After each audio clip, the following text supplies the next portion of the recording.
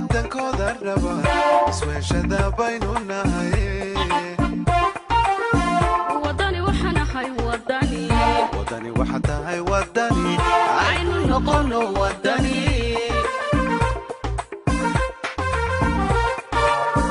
وداني وحنا هاي وداني وداني وحتى هاي وداني عين نقول وداني لما شعب غير سوماليلاند waxaan u sheegayaa in xisbigu soo bandhigayo akhriska koowaad ee barnaamijkiisa siyaasiga ah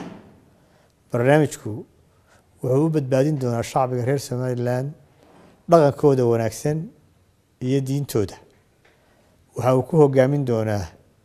shacbiga reer Soomaaliland cadaalad horumar iyo ictiraaf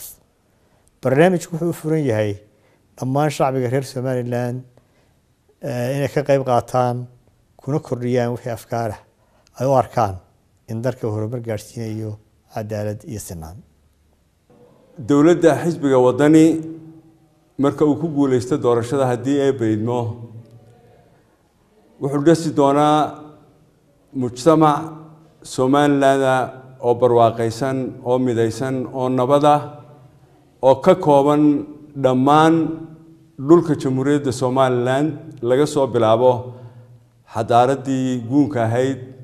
ee gobolada awdal xadaaradii boqortooyadii bariga Sanaag halgankii daraawiishta halgankii gobonnimo doonka ee gumaysigii lagula dagaalamay iyo halgankii dib u xoreynta qaran ee ASNM horseedka ahayd xisbiga wadani wuxuu ballan qaadayaa inuu dhiso dawlad ay muwaadiniinta Soomaaliland u siman yihiin miyiga magaalo yar iyo weyn dhadig iyo lab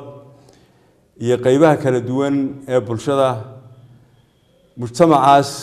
cusub ee aanu dhisayno oo ku naalooda garsoor ijtimaaci ah oo ku dhaqma qaanuunka dastuurka iyo xeerarka kale dalka u yaala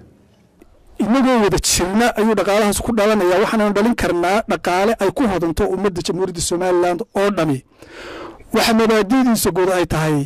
suuqa xorta ah tartanka xorta ah qaybsiga cadaalad wixii la soo saaro ee dhaqaalaha dalka ka soo baxa waxay mudnaantiisu tahay in shaqo loo abuuro dadka in daayartu shaqayso in jeebka dadku uu soo kaco in boorsada qofka dumar sidataa ay korodho oo aan dhaqaale gelino ayuu ku salaysnaan doonaa wuxuuna sidiisaba qaadan doonaa kii hore aynu naqaanay awooshan ka dhaxalay ee xoolaha iyo kalluunka iyo wixii lamid ah wax soo saarka ah wuxuu noqon doonaa ka caroosha iyo wixii dhulkeeda ku jirta ee aynu ka qatannahay macdanta iyo shidaalka ah wuxuu noqon doonaa ka casriga ah ee maanta hadii isgaarsiinta iyo baanka iyo wixii la xiriira wuxuu noqon doonaa ka adeega aynu goobteenu dunida ka naalay afaafka Afrika waxaasoo dhan waxay abuuri doonaan qofka abuuri doonaan inuu shaqeeyo oo mushahar qaato ama murugiisa ku shaqeysto oo aan taageerno intaas noqonaysa waana la barwaaqoobay hadii la yiri irgelinta isbedel siyaasadeed oo miigan magacaabista guddiga dib u eegista dastuurka jamhuuriyadda Soomaaliland tayanta tiirasha adeega dawladdu siisa dadka isbedel togan oo lagu sameeyo shaqaalaha dawladda hirgelinta maamul tuman oo toosan haddaan nahay dawladda wadani waxaanu bilaabi doonaa wada hadal bilaa shuruuda oo dhan kasta aanu ka eegayno xoojinaynana baahida ay u qabaan dadkaas bari ee Sool iyo Sanaag bari ay u qabaan wada hadalkaas oo noqon doona mid si fiican loo lafaguray oo ku salaysan baahidooda sidaa daraadeed waxaanu samayn doonaa kale 2% ka imika aan loo isticmaalin gobolada bari ee loo jaray loo qoondeeyay sida imika tahay ee cid waliba isaga qaadato ma dhici doonto waxa dhici doonta in si toos ah loo xisaabtamo oo la geeyo oo la geliyo maadaama ay ka dambeeyaan gobolada intooda kale gobolada bari ee Sool iyo Sanaag bari sidaa daraadeed waxaanu doonaynaa inaan xaqiijino wax dhaba si ay ummaddu isu soo gaadho oo ay meel kaliya talaabo wada qaado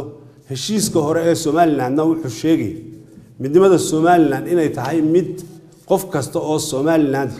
xuquuqdiisu ay siman tahay hooyo caafimaad qabtaa waa bulsho caafimaad qaba bulsho caafimaad qaba waa qaran caafimaad qaba higsiga iyagu waxa weeyaan inay hooyooyinka iyo haweenweynida Somaliland ay helaan waxbarasho iyo caafimaad noloshooda kor u qaada higsiga iyagu waxa weeyaan inay haweenweynida Somaliland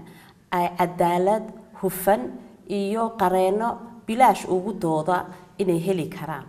waxa higsiga iyaga kamid ah inay siyaasadda tiir walba ay ka qayb gali karaan iyo oo ay quota 30% la siinayo si ay u caawiso inay meesha ama higsiga ay ku leeyihiin siyaasadda ay gaadhi karayaan higsiga iyagu waxa weeyaan inaynu dhaqanka xun ee soo jireenka ah ee haweenweynadeena mustaqbalkoodii iyo higsigoodii badub u dhigay aynu ka tirtirno innaka oo sharciga adeegsanayna dawladda wadani waxay taabagelin doontaa diyaarinta iyo samaynta miisaaniyad qaran oo tifaftiran kana talagelin doonto daneeyaasha muhiimka ah sida gobolada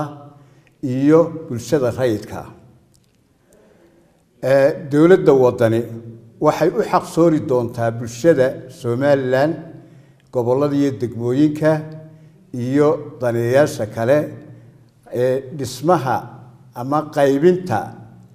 miisaaniyadda iyo mashaariicda horumarinta dawladda wadani waxay adkeyn doontaa sicir bararkan aafeeyay ama xadka goostay ee wiiqay danyarta bulshada iyo dadka dhaqaalahoodu xadidan yahay dawladda wadani waxay la dagaalami doontaa musuqmaasuqa xarkaha goostay wadani waxay higsanayaan doonista aan nasashada lahayn ee ay dadka jamhuuriyadda Somaliland ugu raadinayaan ictiraaf caalami ah iyo inay dhistaan bulsho ku dhaqan xornimo cadaalad iyo midnimo dawladda xisbiga wadani waxa u qorshaysan inay howlgeliso dhalinyarada miyi iyo magaalaba si ay ula jaan qaadaan dhalinyarada asaagooda looga faa'iideysto xuduudooda iyo caqligooda dhalinyarada iyo siyaasadda xisbiga wadani wuxuu horay hormuud uga ahaa jabintii dabarka siyaasadeed ee dhalinyarada ka hortaagnaa golayaasha deegaanka haddana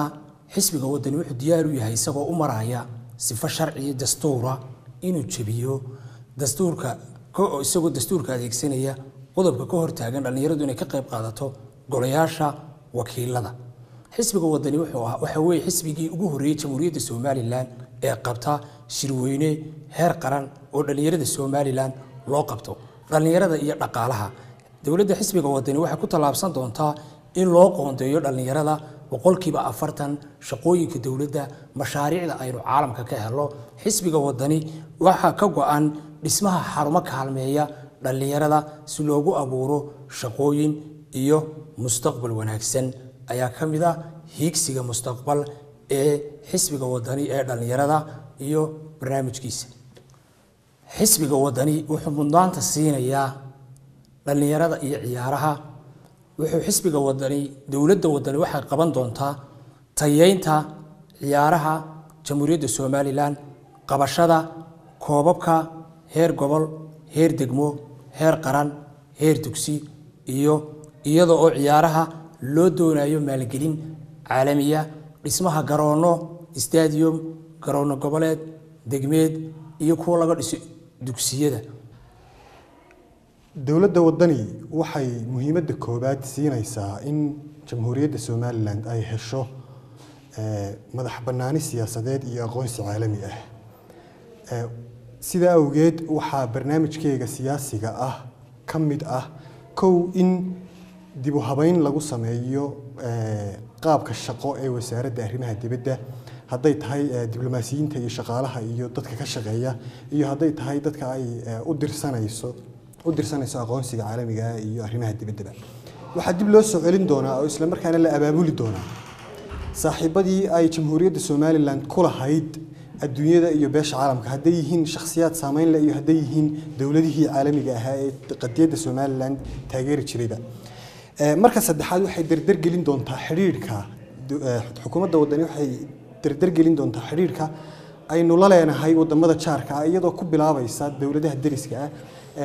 urur goboleedka IGAD iyo midowga Afrika oo ah meesha ay qadiyadda Somaliland muhiimadeedu taalo waxa inta ku xiga inay dib u habayso oo ay hufto oo dhaska ka tunto iskaashiga aynu la yeelanayno dowladaha caalamiga ah ee qadiyadda Somaliland wax ka oran kara intaasna waxa ku sii xiga waliba in ay xukuumadda wadani sameyn doonto dhaqaale u gaar ah oo ay kaga hawl gasho arrimaha aqoonsiga Somaliland iyo inay abaabul fiican ka gasho siyaasad cusub oo ka duwan tii hore oo qoran oo istiraatiijiyadaysan la sameeyo wadani waxaan ahay wadani wadani waxa tahay wadani aynu noqono wadani